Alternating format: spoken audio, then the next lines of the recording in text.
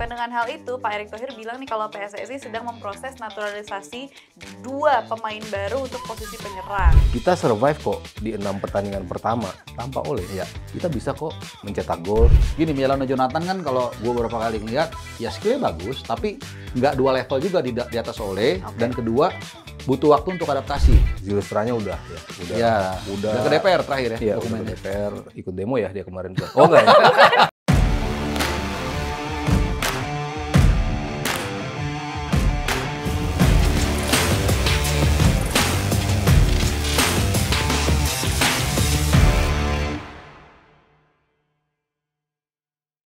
Hai teman Nalar, selamat datang kembali di Tiki Taka Ngobrol Bola Pakai Nalar. Kembali lagi bersama saya Noella dan Mas Soto Haryo.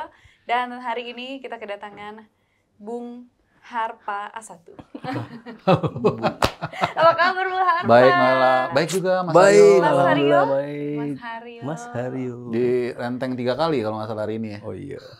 Udah biasa itu. Always. Selalu Always. begitu. Nah hari ini di episode hari ini kita mau bahas ya rumor-rumor naturalisasi terbaru menjelang round 4 nanti. Nah ini kan kalau kita lihat pertama-tama Ole Romani ini kemungkinan besar nggak bisa perform ya di round keempat kualifikasi Piala Dunia 2026 nanti. Dan berkaitan dengan hal itu, Pak Erick Thohir bilang nih kalau PSSI sedang memproses naturalisasi 2 pemain baru untuk posisi penyerang. Nah apakah kualitas mereka ini bisa menggantikan ketajamannya Ole Romani, karena sejauh ini Ole Romani performanya begitu luar biasa, 3 match 3 gol. Nah, apakah kedua pemain ini bisa mendekati Ole Romani? 4 match 3 gol. Oh sorry, 4 match 3 gol.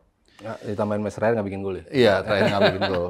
Ya, sebenarnya kalau kita lihat dari pertandingan lawan Jepang ya, walaupun Jepang memang boleh dikatakan tim terkuat lah di Asia, itu menganga betul ya, kelihatan perbedaan kelas antara Indonesia dan Jepang. Dan seusai pertandingan waktu itu gue personally mikir pasti Pak Ketum nih mulai berpikir untuk mendatangkan pemain baru tanpa waktu itu Ole cedera gitu, karena menghadapi nanti yang pada akhirnya kita segrup dengan Irak dan Saudi ini kan do or die, jadi di situ akan ditentukan kita lolos atau enggak, sehingga pasti dalam waktu 3,5 bulan sejak kemarin kita lawan Jepang atau mungkin 4 bulan pasti PSSI Ketua Umum berupaya untuk memaksimalkan segala potensi yang ada. Yeah. Baik dari pemain yang ada, yang sudah eksis, maupun yang mungkin akan naturalisasi. Nah, kemudian kan masuk tuh Zijlstra, Mauro Zijlstra kan. Itu di luar keadaan Ole cedera kan sebenarnya kan. Memang waktu itu statementnya ini untuk U23, tapi bisa aja didorong ke senior kalau diperlukan. Nah, melihat keadaan terakhir, yang Noella tadi buka itu memang betul. Waktu di AFC House, 3 orang gue konfirmasi, Pak Sumarji, Patrick Kluivert sudah kasih statement juga waktu di doorstop, dan satu lagi orang dekatnya Patrick Kluivert lah. Itu 3-3-nya mengatakan Istrinya bukan? bukan. Oh, bukan. Itu terlalu dekat. Oh, Itu yang nempel. oh, Ini dekat aja nggak nempel. Deketnya sedekat apa Bung Harpa? Deket banget. Oh, Adalah deket dia banget. yang sering nempel sama dia lah. Oh, oke. Itu nempel juga ya. Nah itu dia mengatakan, what do you think about Ole? Gue bilang, it's your big homework. Bilang, nah it's not biggest homework. Dia bilang, karena Ole kemungkinan besar hampir pasti nggak main, menurut dia. Jadi udah terkonfirmasi.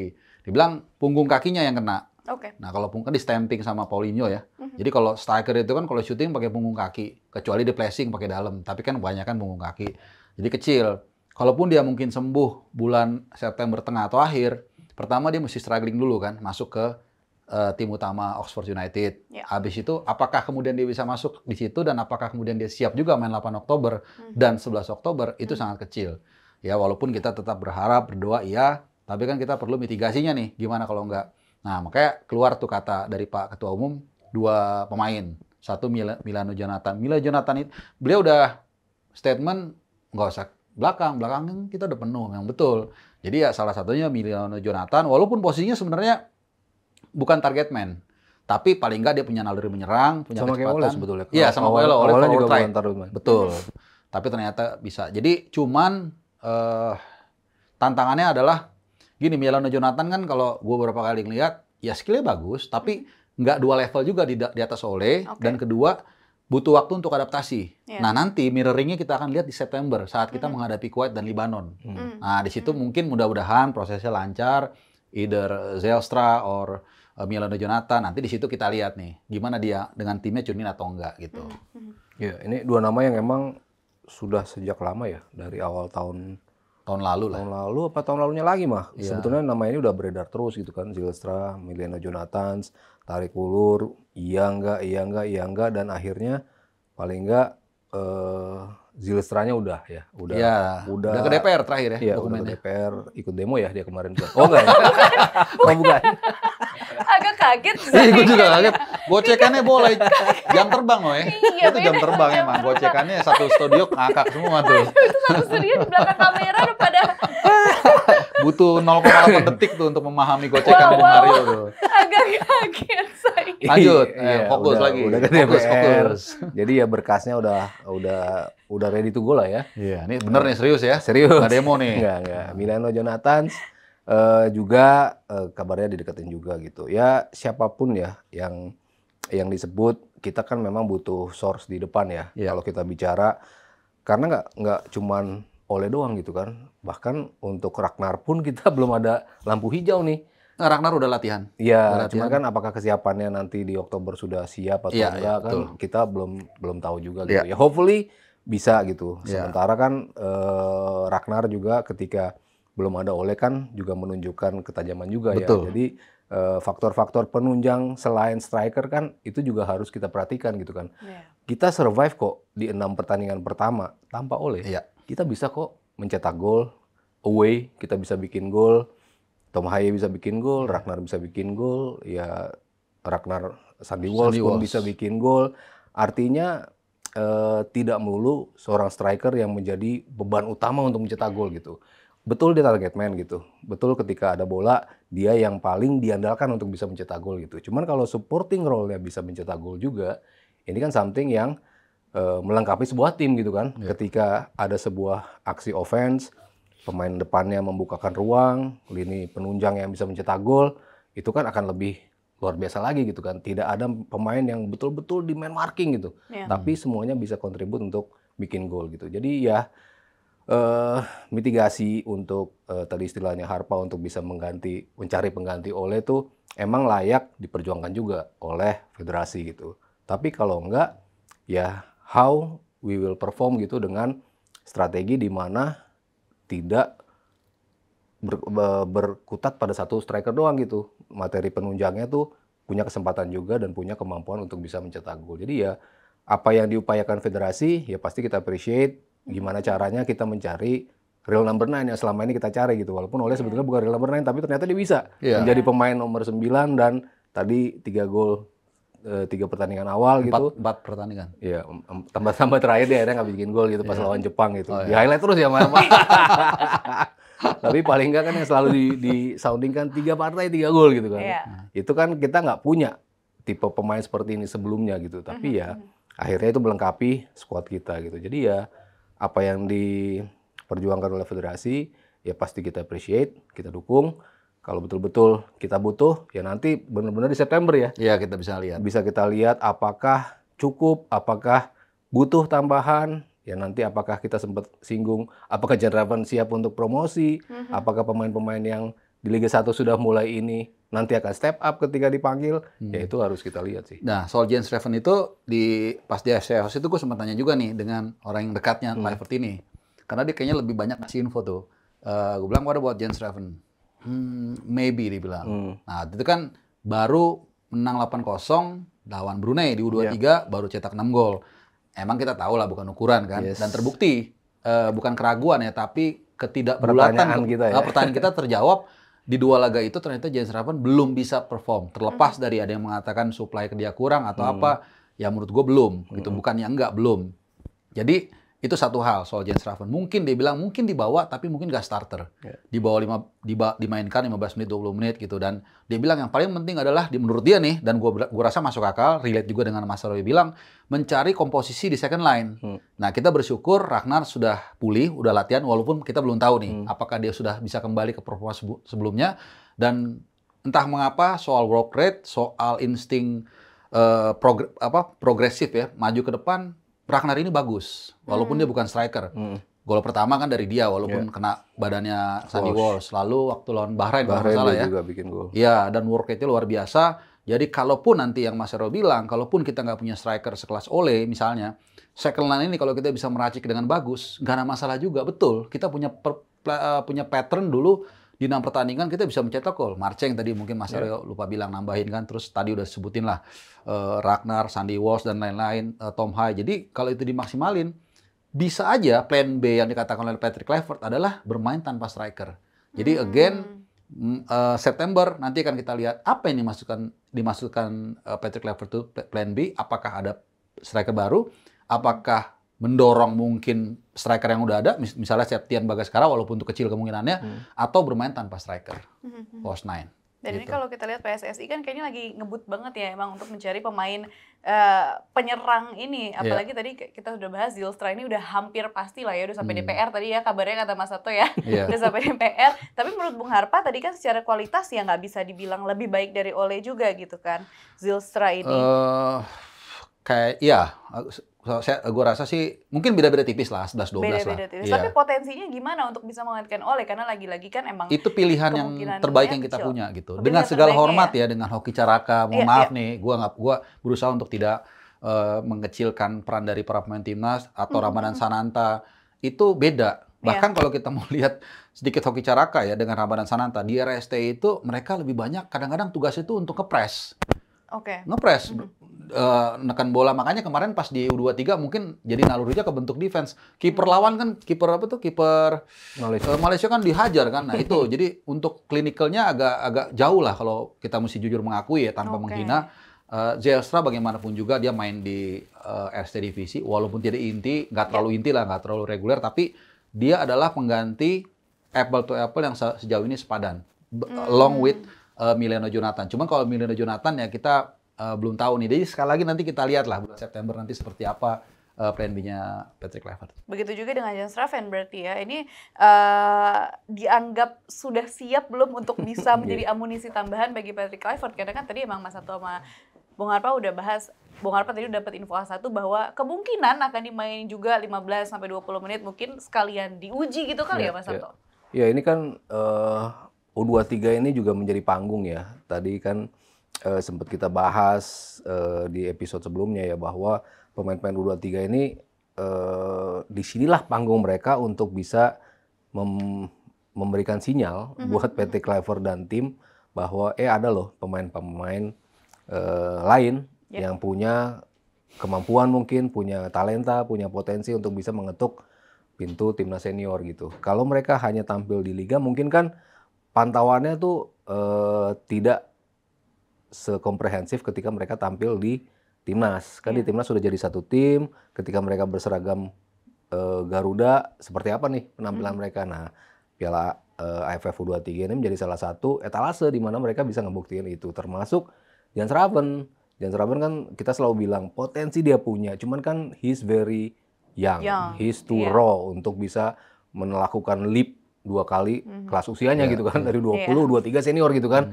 Cuman kan dia punya talenta gitu. Apakah talenta itu bisa meletek di awal kan kita nggak tahu juga. Ketika dia dikelilingi pemain-pemain berkualitas seperti Tom Haye, seperti Verdong di kiri, seperti Tevin Dix di kanan. Mungkin beda ya. Iya, kalau dia dapat betul. umpan yang mungkin bisa memanjakan dia dalam tanda kutip, ya siapa tahu dia bisa excel gitu kan. Nah itu adalah yang menjadi ujian di September. Ketika emang Patrick Kluivert memberikan kesempatan sebesar-besarnya buat para pemain yang akan bertarung habis-habisan di Oktober nanti. Kalau memang betul Ole Romani tipis peluangnya untuk bermain, bahkan mungkin tertutup, ya kan harus ada solusi yang dicari gitu. Sebanyak-banyak yang alternatif yang dikumpulkan dan dites pada bulan September itu menjadi salah satu opsi untuk Patrick Kluivert untuk memilih gitu. Kayaknya bisa nih dimainkan. Mungkin 45 menit pertama siapa? 45 menit kedua siapa? Bisa juga kan seperti itu. Ternyata works nih dengan si Raven misalnya. Works nih. Septian misalnya tadi analogi dari Harpa gitu. Siapa tahu strike nih setelah bermain di Dewa ternyata bisa excel gitu. Ya Raven setelah di Bali United di awal-awal season bisa bagus gitu kan, ya kita nggak tahu juga. Jadi makin banyak opsi, makin banyak juga pilihan ya bagi Patrick Kluivert untuk mencari siapa penggantinya, termasuk ya Jan Schraven tadi. Tapi gue setuju tuh, September nanti Jan Schraven menurut gue layak untuk dicoba 2 pertandingan. Betul, kemarin kan kalau kita lihat banyak analis yang mengatakan karena kurang suplai bola kan. Yeah. Clinical dia oke lah gitu ya.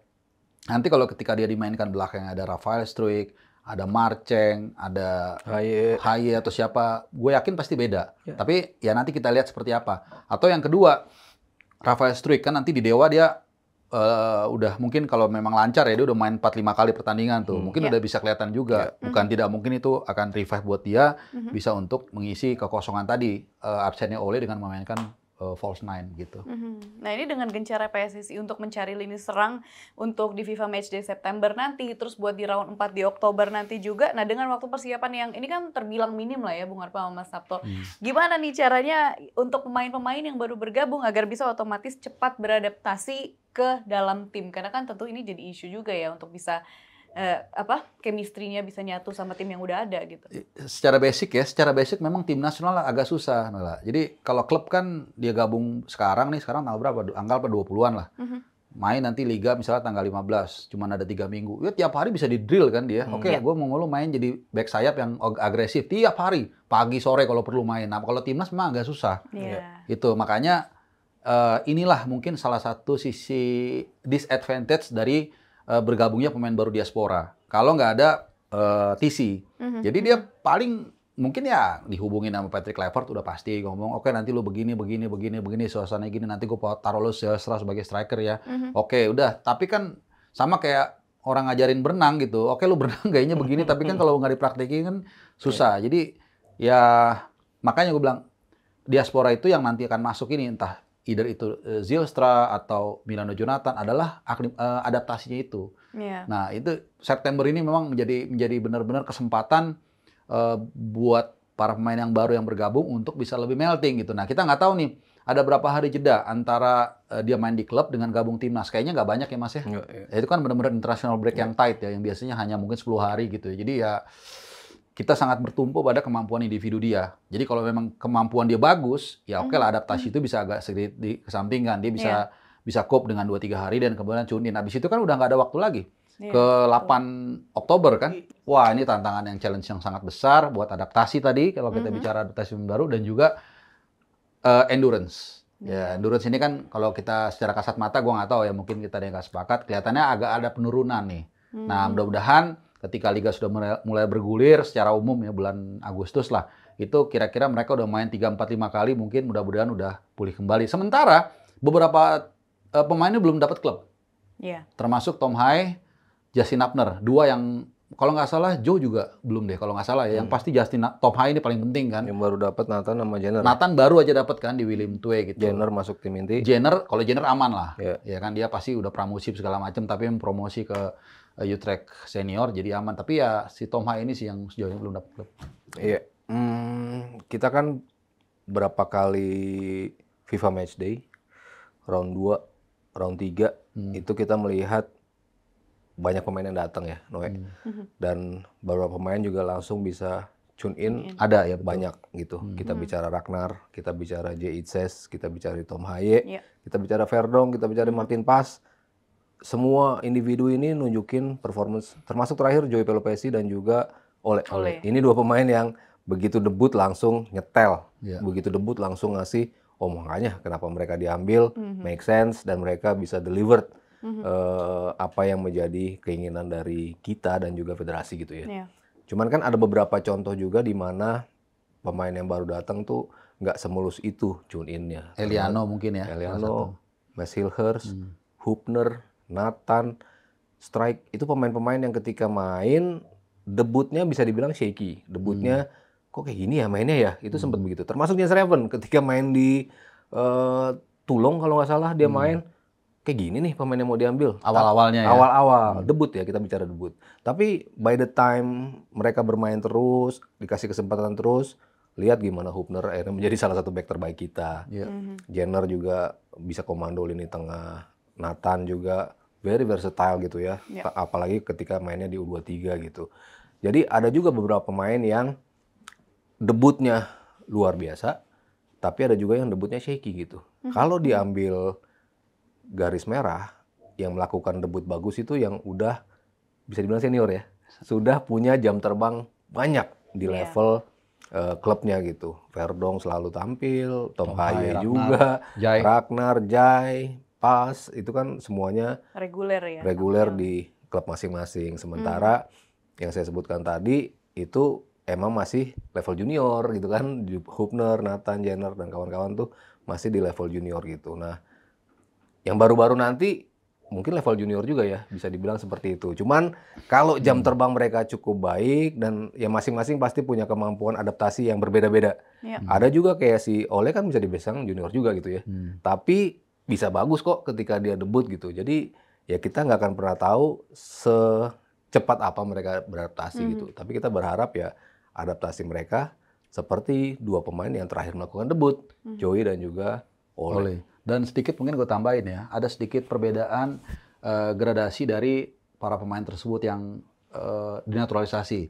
Contoh misalnya waktu Jai, Ragnar, Tom, sama Verdong. Mungkin Hubner juga. Itu kan kita masih round 2. Nah, lawannya juga beda. Vietnam, Filipina, paling berat Irak. Jadi ya nggak terlalu berat. Nah, ini dia di round 4 nih. Round 3, round 4 tuh mirip menurut gue. Bedanya kalau round 3 range-nya lebih besar. Ada yang bagus banget kayak Jepang, ada yang mungkin kurang seperti Bahrain. seperti Bahrain atau mungkin China gitu ya. Nah, round 4 ini juga berat. Sama semua kan, peringkat 3-4 gitu. Jadi beda dengan round 2 nih.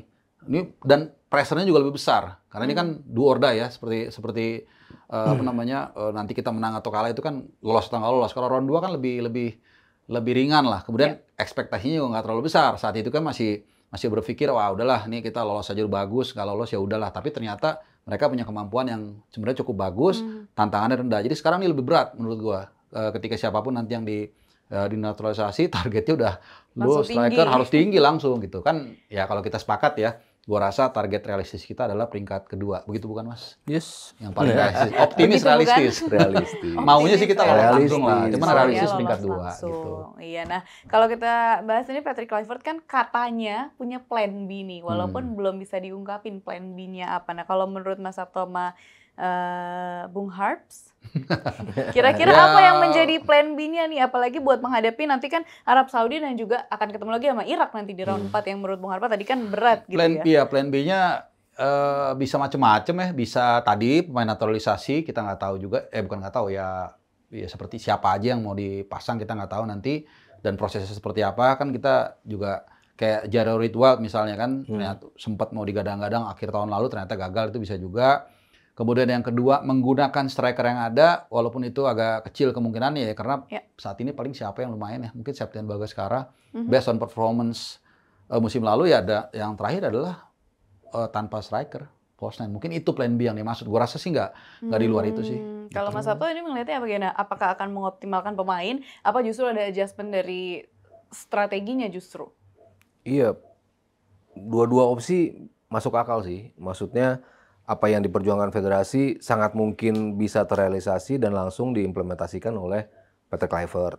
Dan dua pemain ini kalau bisa dibilang plan B ya karena mereka nggak ada di roster kan, tiba-tiba mereka ada di situ bisa menjadi salah satu acuan di mana itu menjadi sebuah plan yang disiapkan untuk bisa mengakali round 4 ini. Tapi bisa juga ya skema bertanding yang beda juga mungkin bisa. Iya, bisa. 4-3-3 atau kayak seperti apa kan kita nggak tahu apa yang coba disiapkan oleh Patrick Kluivert dan tim. Ya semoga semakin sering dia berkutat dengan para pemain ini, semakin dia bisa melihat perkembangan para pemain yang ada di level di bawah seperti U23 dan U20, gimana mereka bisa memantau pergerakan di Liga 1 awal-awal musim yang bisa memainkan 4-5 pertandingan, itu kan bisa menyaring beberapa pemain. Based on laga terakhir di mana cukup banyak starter dari Liga 1 yang dimainkan oleh Patrick Kluivert kan, indikasi juga bahwa nggak melulu semuanya mungkin harus datang dari luar gitu. Pemain dari lokal pun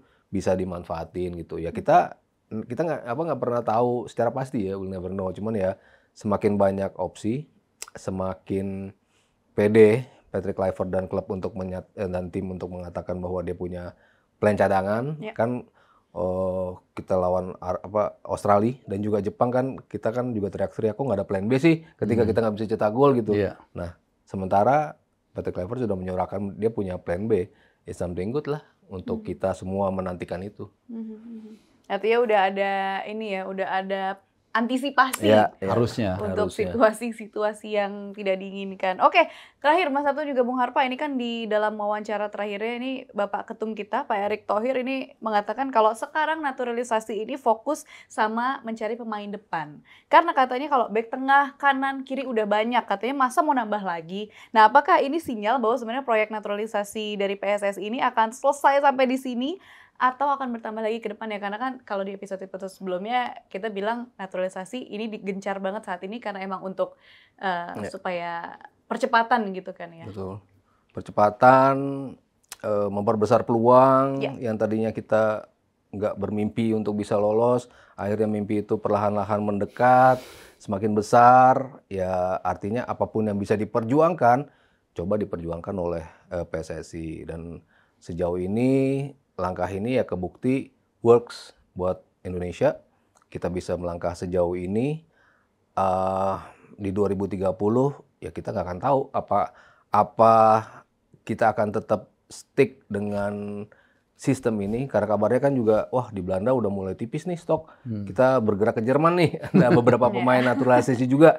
Kemarin juga sempat ada berita seperti itu gitu. Tapi kalau saya pribadi ya menantikan jurang yang semakin menipis antara Diaspora dan diaspora dan pemain lokal Sepakat. kita dengan youth development yang Sepakat juga. diperbaharui, liga yang semakin baik, Sepakat juga. sehingga kualitasnya tuh makin lama seperti ini. Jadi kalau kita lihat kemarin misalnya 9 pemain diaspora, 2 pemain lokal bisa menjadi 65, bisa menjadi 56. Nah, itu kan ini yang kita- regulasi maksudnya. Bukan, Oh, nanti komposisi komposisi di timnas. Setuju, timnya. ya, ya. Di timnya kan sekarang bisa 10-1, Iya. 9-2. Nah, nanti ketika ini sudah semakin ini 50-50 ya. bisa mudah-mudahan. 50-50, bisa 6 pemain dari liga lokal kalau memang liganya Iya, betul. Jalan. naik dan kualitasnya semakin ini. Kalau kita menatap 30, 34 dan seterusnya, ya kalau gue pribadi pengennya begini gitu.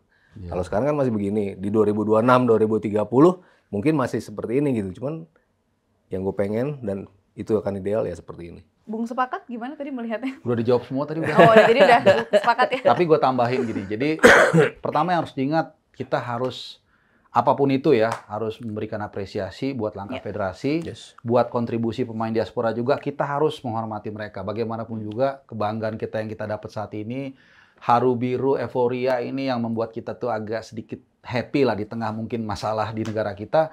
Mereka memberikan sesuatu buat kita lah gitu. Yes. Cuman memang betul tadi yang Mas Aryo bilang, there is a time kita harus kemudian akselerasi ini udah nih kan buat 2026 kan.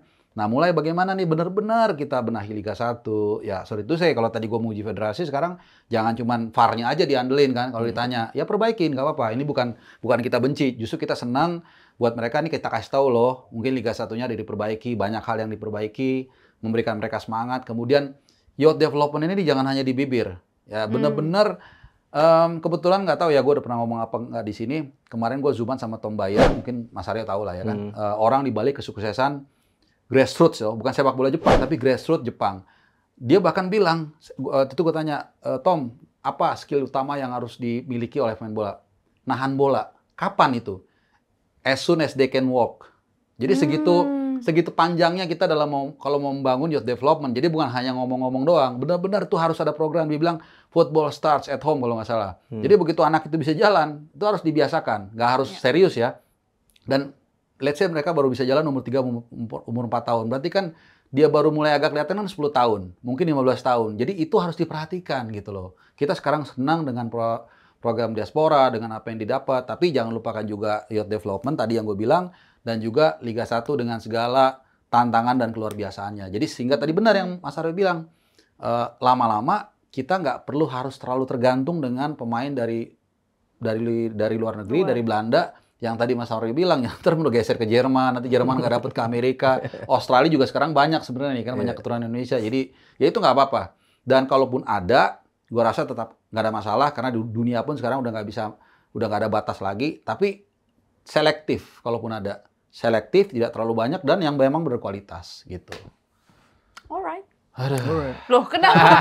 Kok Karena semangat untuk semangat positivity Untuk gitu. sepak bola Jadi Indonesia. yang bagus kita puji, yang kurang kita ingatkan dengan deliver yang bagus lah, Cie. Oh, iya. Mantap. Gitu Bukan ya, apa. PSSI semangat. Ya. Lagi semangat, baterai gue lagi penuh nih soalnya. PSSI semangat. Terima kasih ya Bung Harpa buat semangatnya Iya hari dong, ini. harus Kita dong. semangat banget, apalagi PSSI yang habis disemangatin sama Bung Harpa Iya, kita pastinya. kritik juga kadang-kadang, habis kita hajar, kita dukung juga. Gitu ya, PSSI. Makasih Bung Harpa, Iya, makasih Bang sama-sama. Sato. Teman-teman, Thanks. kalau kalian punya pendapat lain tulis di kolom komentar. Jangan lupa juga untuk like, share, dan subscribe YouTube channel Nalar Sport TV. Dan jangan lupa saksikan Tiki Taka dan School of Football di Spotify. Saya Noella, Mas Sato Haryo, dan juga Bung Harpa. Sepakat? Sepakat. Ya. Dua pakat. Pamit undur diri, sampai Kita jumpa. sepakat. Bye. Bye. Bye.